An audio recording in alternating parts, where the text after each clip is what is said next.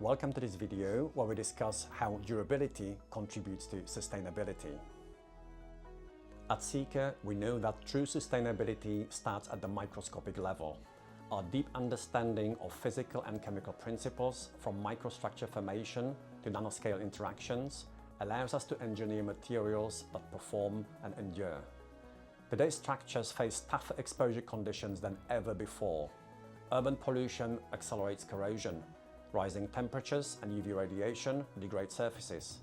And extreme weather, from freeze-thaw cycles to sod-laden winds, pushes materials to their limits.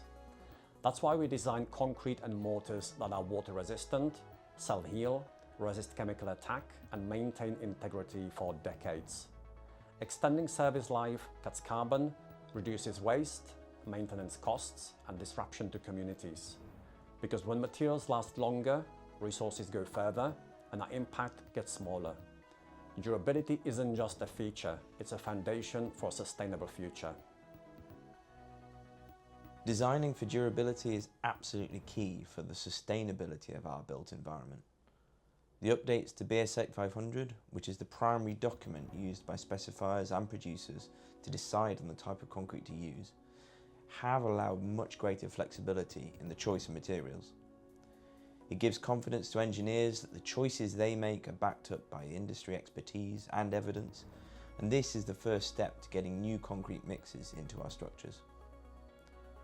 The updated standard does recognise a much wider range of options, but is also more complex, so care should be taken when specifying these new mixes. For example, C3C cement type, one of the lowest carbon possibilities, can be used perfectly acceptably in ground with sulfate contamination, but the standards don't currently support its use if you're designing for carbonation or chloride attack.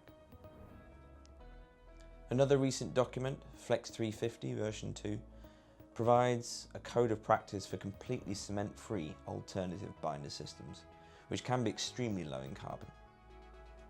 Although not directly covered in the main standards, this document does provide a guide on how to test and prove their performance in the real world.